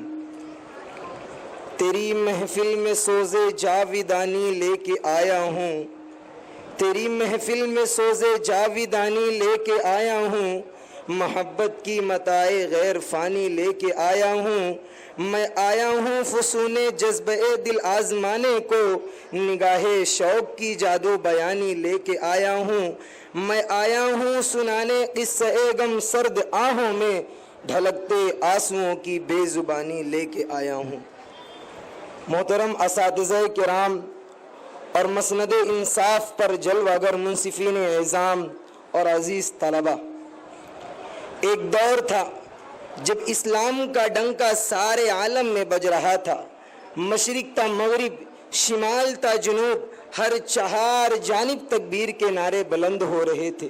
اس وقت کے مسلمان دین کے سچے سپاہی تھے، دلوں میں ایمان کا نور، سینوں میں اسلام کی گرمی اور ذہنوں میں اسلام کی عظمت کا بسیرا تھا۔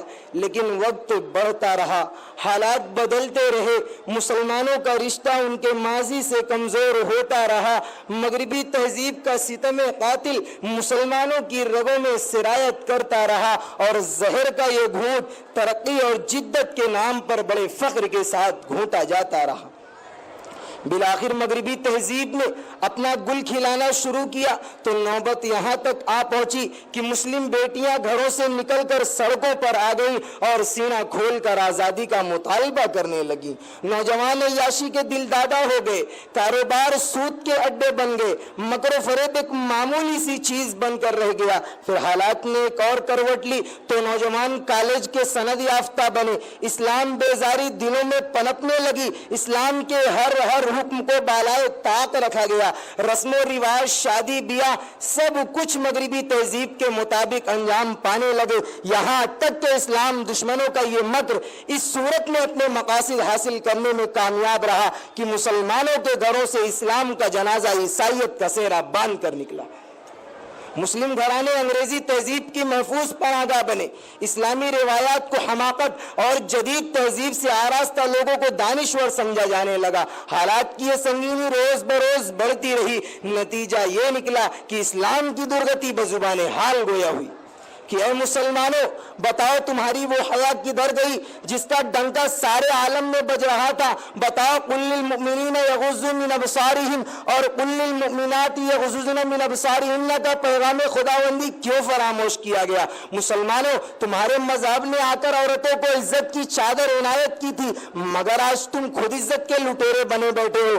بتاؤ فجلدوا کل واحد منہما کی توحید کے سامنے تمہارا یہ بے خوف ہونا کیا معنی رکھتا ہے؟ مسلمانوں خداوند قدوس نے تمہیں دن میں 5 مرتبہ ملاقات کے لیے بلایا، آخر اس کے مؤذن کی آواز پر تم نے کان کیوں نہ دھرے اور اقیم الصلاۃ کے فرمان کے سامنے تم سرنگو کیوں نہ ہوئے؟ مسلمانوں خداوند قدوس نے تمہیں والدین کے ساتھ حسن سلوک کا حکم فرمایا تھا، بتاؤ ولا تقل لهما اف پر تمہارا کیا عمل ہے؟ مسلمانوں تم رحمت خداوندی کے طالب ہو حالانکہ تم اپنے رب سے برسر پیکار ہو، وحرم الربا کے حکم پر عمل نہ کرنے کی بنا پر تم اپنے رب کے دشمن بن چکے ہو، تم محبوب خدا کی سنت کو اس طرح سے صاف کرتے ہو اور خدا سے معاونت کی امیدیں لگائے بیٹھے ہو۔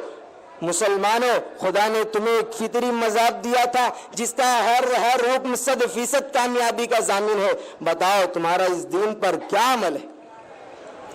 لیکن میرے بھائیوں آج تم جن واہیات میں مبتلا ہو یہ تو اس دین کا حصہ نہیں، تم نے دین کے ایک ایک حکم کو توڑ دیا، نماز تم نے چھوڑ دی، زکوٰۃ تم نے روک لی، رمضان کے روزے تم نے چھوڑ دیے، حیا کا تم نے جنازہ ہی نکال لیا، ماں باپ بچوں کے سامنے سنیما دیکھتے رہے، زنا عام ہوتا ہے، چوری کو برائی نہ سمجھا جائے، جھوٹ ایک فخر کی چیز بن جائے، دھوکہ دھڑی چالاکی شمار کی جانے لگے، ایک پڑوسی نانے شبینہ کو ترستا رہے جبکہ دوسرا شکم سیر ہو کر مستیاں کرتا ہے، ارے مسلموں کا جسد واحد کی حقیقت خواب و خیال بن کر رہ جائے۔ مسلمانوں کو حدود اسلام تک کی تمیز نہ رہے کہ خود فریبی کا شکار ہو کر مسلم لڑکے غیر مسلم لڑکیوں اور مسلم دوشیزائے غیر مسلم لڑکوں کی گود میں محو استراحت ہو جائے اور مسلمانوں کی رگ حمیت میں خون کا دوران تیز نہ ہو بلکہ بے حسی کے تمام حدود ختم کر دیے جائیں۔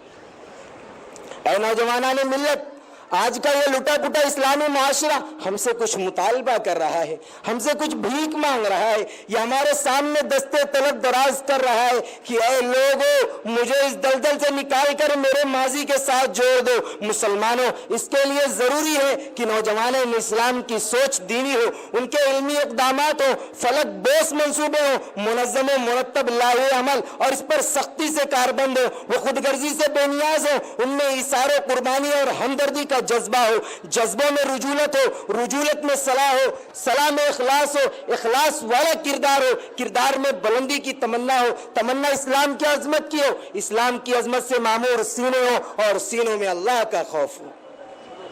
مسلمانوں اس کے لیے ضروری ہے کہ نوجوانوں میں اسلام کی سوچ دینی ہو، اور ایک ضرورت اور ہے جو اس وقت نوجوانان اسلام کے لیے ناگزیر بن چکی ہے، وہ نوجوانوں کے حوصلوں کا انگڑائی لینا اور ان میں قوت و فکر کا بیدار ہونا ہے. اس کے بغیر ملت کو حالات کے دلدل سے نہیں نکالا جا سکتا، کیونکہ قوت و فکر و عمل پہلے فنا ہوتی ہے، پھر کسی قوم کی شوکت کو زوال آتا ہے. میرے بھائیوں، مجھے امید ہے کہ ہم تمام لوگ اپنی اپنی ذمہ داریوں کا احساس رکھیں گے اور دنیا کو یہ کہنے کا موقع نہیں دیں گے کہ اس قوم کی تقدیر میں منزل تو ہے ساکن، اس قوم کی تقدیر میں منزل تو ہے ساکن، افسوس کوئی قافلہ سالار نہیں ہے. وما علینا الا البلاغ.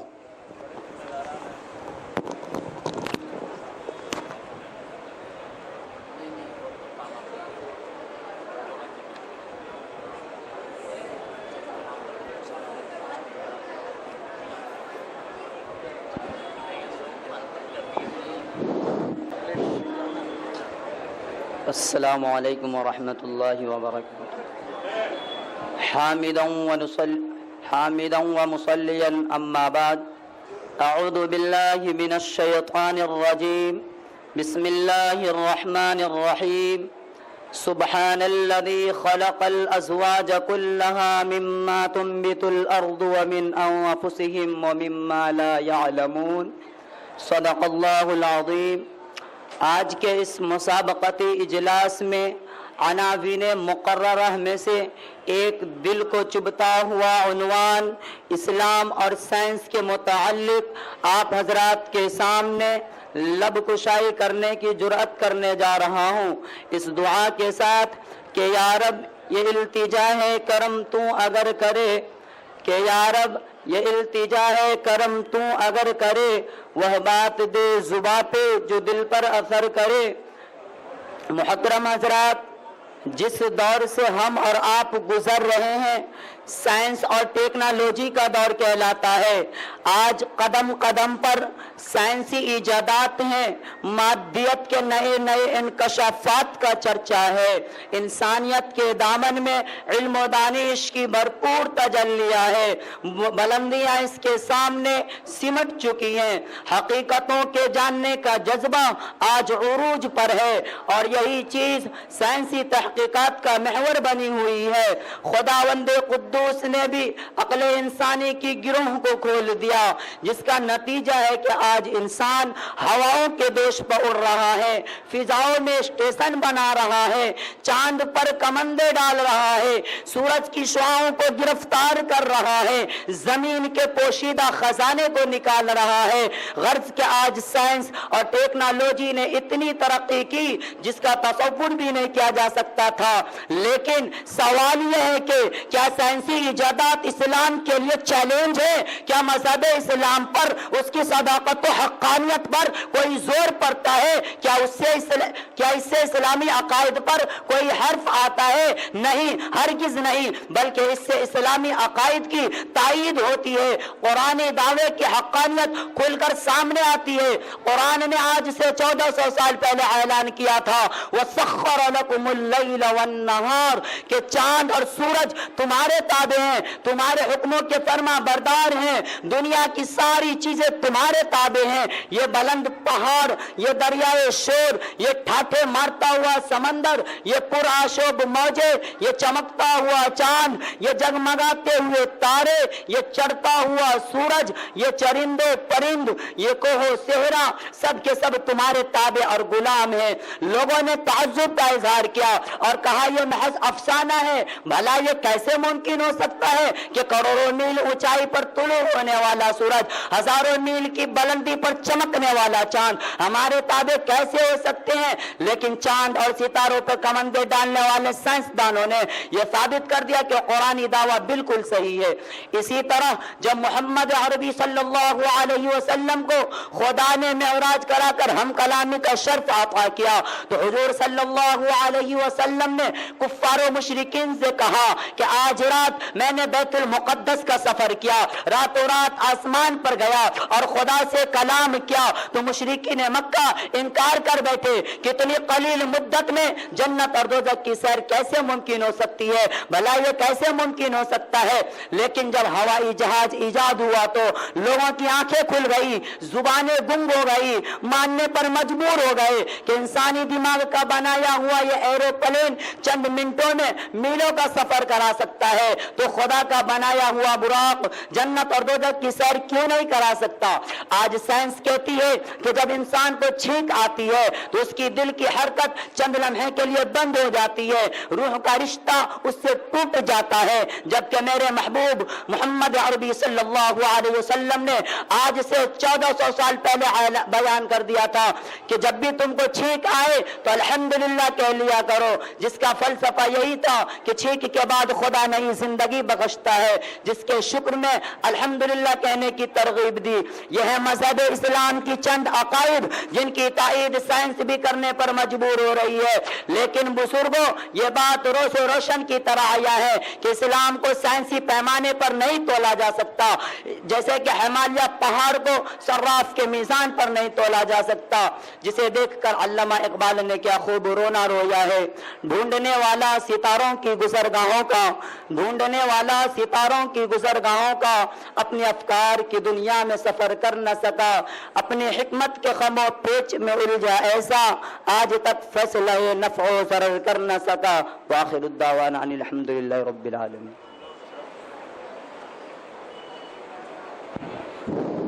اس کے بعد حکم حضرات نوٹ فرما لیں، مزاحم نمبر 4، مزاحم نمبر 4 تشریف لائیں۔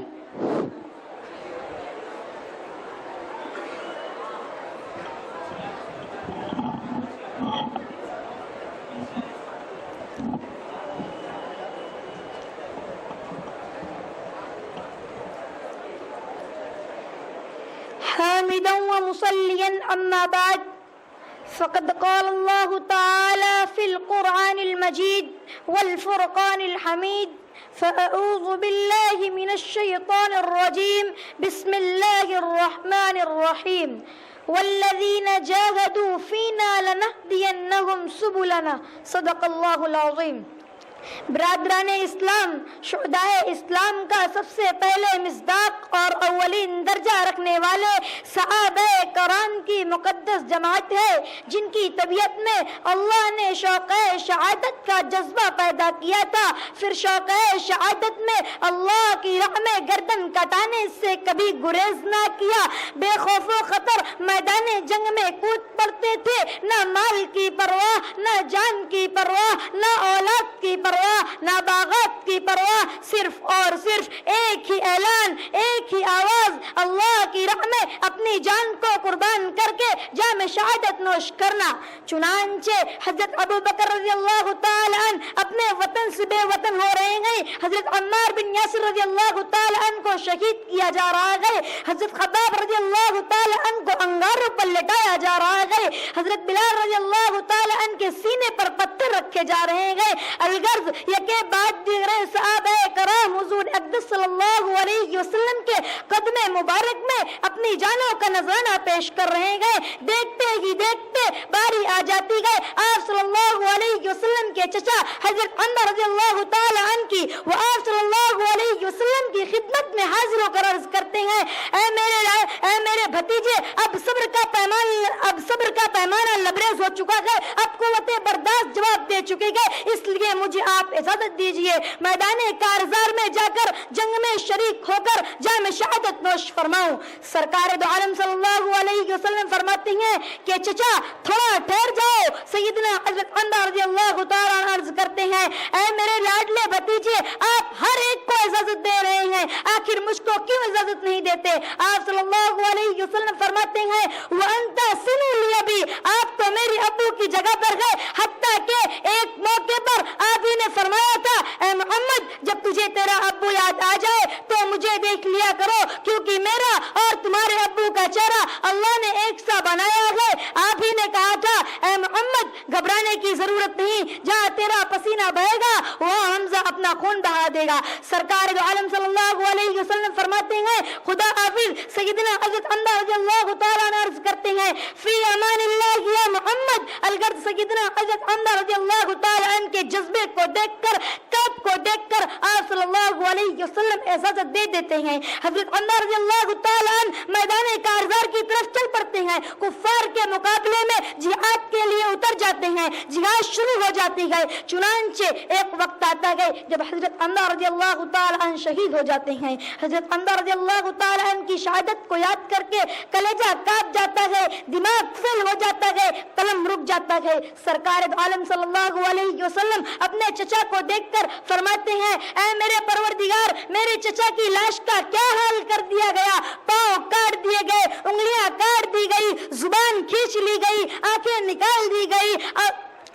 نکال دی گئی، الغرض پورے جسم کے ٹکڑے ٹکڑے کر دیے گئے، پہچاننے کے لائق نہیں رہنے دیا، کوئی شناخت باقی نہ ہوئی۔ اللہ اللہ، اسی دوران حضرت حمزہ رضی اللہ تعالیٰ عنہ کی بہن پہنچتی گئے، جسے دیکھ کر آپ صلی اللہ علیہ وسلم بے چین ہو جاتے ہیں اور سوچنے لگتے ہیں کہ یہ حمزہ کی حالت کو دیکھ کر روئے گی، چلائے گی، چیخیں مارے گی، ماتم کرے گی، نہ جانے بھائی کی یاد میں کیا کیا کرے گی۔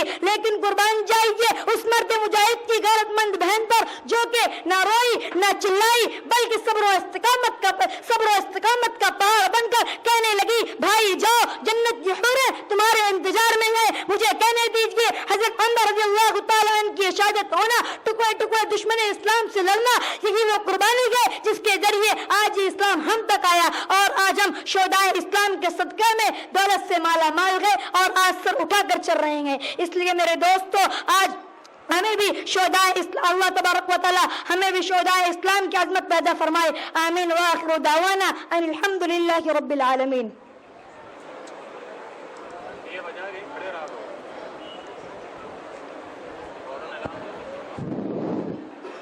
اب اس کے بعد حکم حضرات نوٹ فرما لیں، مصاحب نمبر 3، مصاحب نمبر 3 تشریف لائیں۔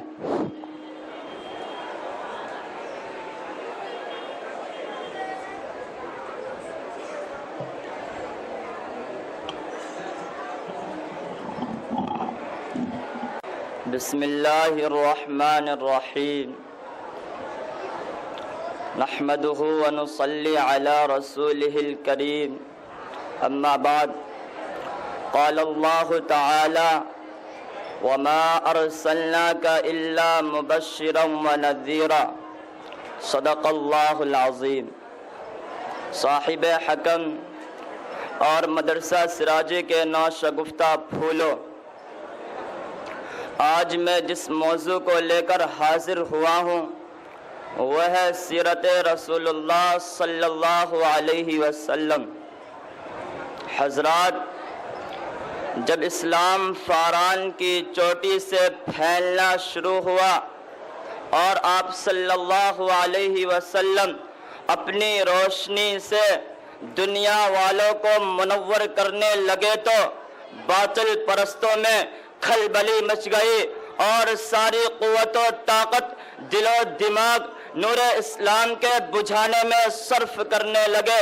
راستے میں کانٹے بچھا کر، پتھروں سے دبا کر، تپتی ہوئی زمین پر سلا کر، آگ کے انگاروں پر لٹا کر، پھانسی کے پھندوں پر چڑھا کر، گھر بار اجاڑ کر پیارے رسول اللہ صلی اللہ علیہ وسلم کی آواز کو دبانے کی کوشش کرنے لگے، مگر حق کی آواز روز بروز بڑھتی ہی جا رہی تھی۔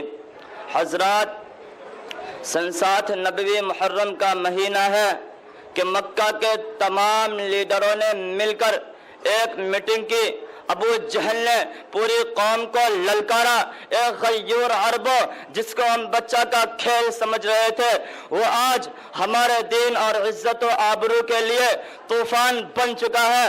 جس دین کا چرچا محمد کر رہے تھے، ان کے ماننے والوں کی تعداد روز بروز بڑھتی ہی جا رہی ہے۔ ہمارے خداؤں کی توہین کی جا رہی ہے، جھٹلایا اور ٹھکرایا جا رہا ہے۔ اس لیے عرب کے بہادروں، اب پوری طاقت سے آگے بڑھو، ورنہ وہ دین دور نہیں کہ مکہ سے ذلیل و خوار ہو کر نکلنا پڑے گا۔ ابو جہل کی تقریر نے پوری قوم کو گرما دیا، طرح طرح کی تدبیریں پیش کی گئی۔ بڑی دیر کے بعد یہ ہولناک تدبیر پاس ہوئی کہ محمد اور ان کے ماننے والوں کا بالکل بائے کاٹ کر دیا جائے، ان سے خرید و فروخت، سلام و کلام، لین دین بالکل بند کر دیا جائے۔ چنانچہ ایک عہد نامہ لکھ کر خانہ کعبہ کی دیوار پر لٹکا دیا گیا۔ یہ پوری قوم کا فیصلہ تھا، اس کے خلاف کرنے کا کسی کو اختیار نہ تھا، کسی کی مجال نہ تھی۔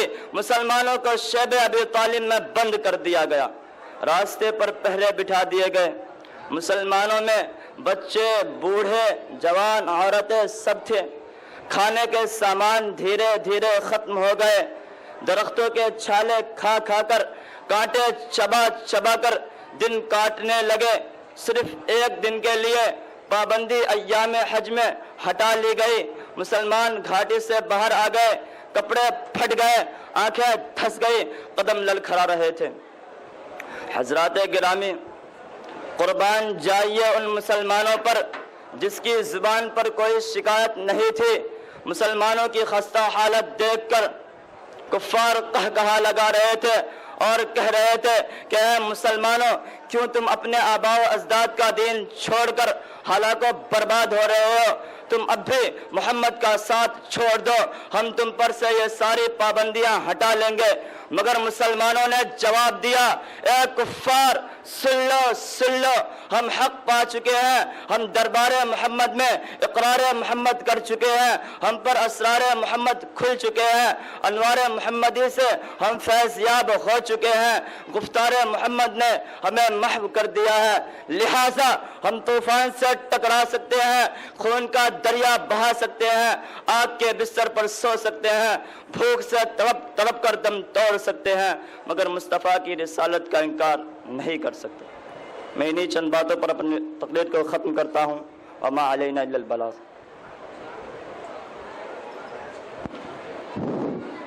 حکم حضرات نوٹ فرما لیں، مساہم نمبر 2، مساہم نمبر 2 تشریف لائیں۔ طلبہ تھوڑی دیر اور خاموش رہیں، آپ کو یقیناً بھوک لگی ہوگی، صبح سے بیٹھے ہیں، بس 3 منٹ ان کی تقریر ہے، اس کے بعد ایک اور بچے کی شاید 3 منٹ ہے، اس کے بعد آپ کو فرصت دے دی جائے گی۔ تھوڑی دیر 5 منٹ اور خاموشی کا مال بنائیں، جیسے ہی ادھر سے آواز آئے تقریر ختم کریں۔ الحمد لله رب العالمين والصلاة والسلام على سيد الأنبياء والمرسلين وعلى آله وأصحابه أجمعين، أما بعد فأعوذ بالله من الشيطان الرجيم، بسم الله الرحمن الرحيم، أولئك الذين امتحن الله قلوبهم للتقوى لهم مغفرة وأجر عظيم، وقال النبي صلى الله عليه وسلم أصحابي كالنجوم بأيهم اقتديتم اهتديتم۔ محترم حضرات اور حکم صاحبان، آج کی اس باوقار مجلس میں ان اصحاب خیر کا تذکرہ ہوگا جن کے بارے میں رب کائنات نے ارشاد فرمایا، یہ وہ لوگ ہیں جن کے دلوں کو اللہ تعالیٰ نے تقوی کے لیے خالص کر دیا، ان کے لیے مغفرت کا اعلان اور اجر عظیم ہے۔ سرور کائنات صلی اللہ علیہ وسلم نے ارشاد فرمایا، میرے صحابہ ستاروں کے مانند ہیں، جس کی بھی اقتدا کرو گے راستہ پا جاؤ گے۔ دوستوں، خالق و مالک کا دستور رہا ہے کہ انسانوں کی ہدایت کے لیے رسولوں کو بھیجتا رہا، چنانچہ حضرت آدم علیہ السلام کو بھیجا، حضرت ابراہیم علیہ السلام کو بھیجا، حضرت عیسیٰ علیہ السلام کو بھیجا، آخر میں شہنشاہ بطحا، تاجدار مدینہ، سرور کائنات، خاتم النبیین حضرت محمد صلی اللہ علیہ وسلم کو بھیجا۔ اب نبیوں کا سلسلہ ختم، اب رسولوں کا سلسلہ ختم، قیامت تک کوئی نبی آنے والا نہیں۔ یہ دین آخری دین ہے، یہ شریعت آخری شریعت ہے، یہ مذہب آخری مذہب ہے۔ یہی وجہ ہے کہ اللہ تعالیٰ نے آپ صلی اللہ علیہ وسلم کو صحابہ کرام کی وہ پاکیزہ اور مقدس جماعت عطا فرمائی جس نے مذہب اسلام کو زندہ کرنے اور پھیلانے میں تن من دھن کی بازی لگا دی۔ یہی صحابہ ہے جنہوں نے حکم خداوندی اور پیغام محمدی کو عام کرنے کے لیے گردنیں کٹائی، عورتوں کو بیوہ اور بچوں کو یتیم کر دیا۔ محترم حضرات، صحابہ اکرام کی جماعت وہ جماعت ہے جس کو رب کائنات نے درسگاہ نبوت کے لیے منتخب فرمایا، ہادی آدم صلی اللہ علیہ وسلم کو ان کا معلم بنایا اور کتاب ہدایت قرآن پاک عطا فرمائی۔ یہی صحابہ ہیں جن کی تعریف اللہ تعالیٰ نے فرمائی، کہیں فرمایا اولئک هم المفلحون، کہیں فرمایا اولئک هم الفائزون، کہیں فرمایا اولئک هم الراشدون، کہیں فرمایا اولئک هم الصادقون۔ رسول عربی صلی اللہ علیہ وسلم نے ارشاد فرمایا، تم میں سے کوئی شخص احد پہاڑ کے برابر بھی سونا خرچ کرے تب بھی وہ میرے صحابہ کے ایک پاؤں کے برابر بھی نہیں. اللہ اکبر. دوستوں، صحابہ واجب الاحترام ہے، ان کا تذکرہ اچھائی کے ساتھ کرنا لازم اور ضروری ہے. مگر افسوس، صد افسوس، آج ہمارے ملک ہندوستان میں ایک جماعت اور فرقہ وہ ہے جو صحابہ اکرام پر کیچڑ اچھالتا ہے، صحابہ اکرام کی دامن عفت کو داغدار بنا رہا ہے، صحابہ اکرام کے تقدس کو پامال کر رہا ہے. یہ وہ لوگ ہیں جن کا خود ساختہ نام جماعت اسلامی ہے، مگر افسوس، صد افسوس، انہیں صحابہ کے فضائل نظر نہیں آتے، انہیں صحابہ کے محاسن نظر نہیں آتے، انہیں صحابہ کی قربانیاں نظر نہیں آتی. یہ لوگ صحابہ اکرام کی سیرت پر ڈاکہ ڈال رہے ہیں، یہ لوگ صحابہ اکرام کی برائیاں کر رہے ہیں، یہ لوگ صحابہ اکرام پر تنقیدیں کر رہے ہیں، یہ لوگ صحابہ اکرام پر تنقیدیں کر رہے ہیں. یاد رکھو، صحابہ اکرام کی برائی کرنا ضلالت ہے، گمراہی ہے، کیونکہ قرآن حق ہے، رسول حق ہے، آپ صلی اللہ علیہ وسلم جو تعلیمات اور احکامات لے کر آئے وہ حق ہے. یہ تمام چیزیں ہم تک پہنچانے والے صحابہ اکرام ہیں. لہذا جو جماعت اور جو فرقہ صحابہ اکرام کی ذات کو نشانہ بناتی ہے وہ قرآن و سنت کو باطل کرنا چاہتی ہے. ایسی جماعتوں کو میں جواب دینا چاہتا ہوں، میری جان صحابہ کے حق میں، ایمان صحابہ کے حق میں، قرآن صحابہ کے حق میں، دنیا کے سارے غیرت مند انسان صحابہ کے حق میں، گلشن کی بہار صحابہ، روشن مینار صحابہ، مطلع انوار صحابہ، محبوب غفار صحابہ، سنیوں کی دل کی دھڑکن کا ہر وقت قرار صحابہ، کفار کی دکھتی رگ رگ پہ چلتی تلوار صحابہ، صادق قرمین صحابہ، احسن میں حسین صحابہ، وہ دیکھ لو آج بھی روزے میں روزے کے مکین صحابہ. آخر میں دعا کہ اللہ تعالیٰ ہم سب کو صحابہ اکرام کا احترام نصیب فرمائے. توفیق اللہ. حکم حضرات نوٹ فرما لیں، مزاحم نمبر 1، مزاحم نمبر 1 تشریف لائیں.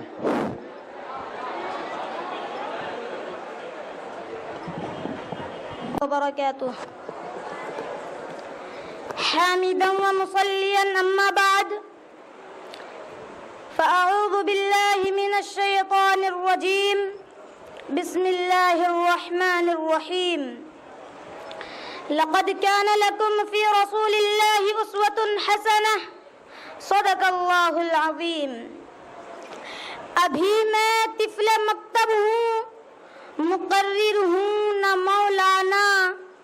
ابھی میں طفل مکتب ہوں، مقرر ہوں نہ مولانا. تمنا دل میں گونجی ہے، سنا دوں حق کا پروانہ. جناب حکم، اساتذہ کرام اور گلشن سراجی کے نو شگفتہ پھولوں، مجھے آج جس موضوع پر لب کشائی کرنے کا موقع ملا ہے وہ سیرت النبی صلی اللہ علیہ وسلم ہے.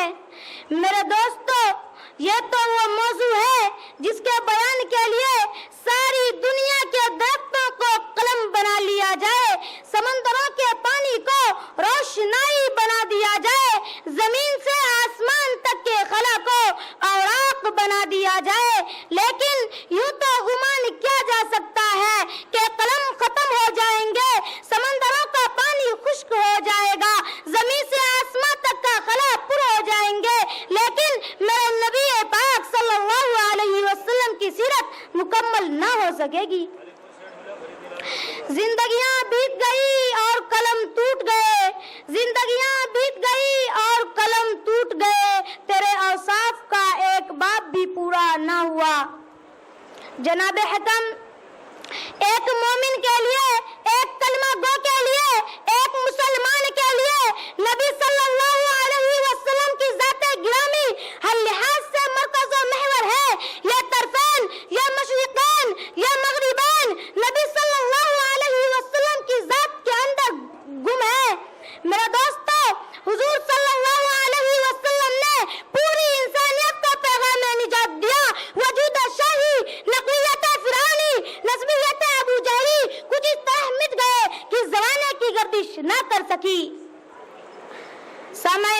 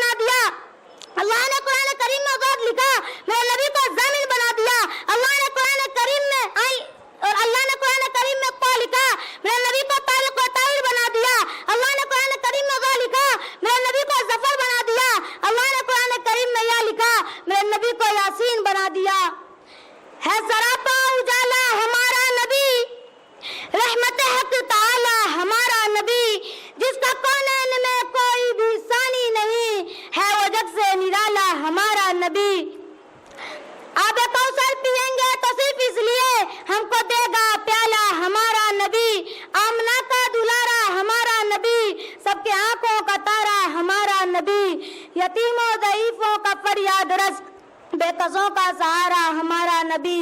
وآخر الدعوانا ان الحمدللہ رب العالمین۔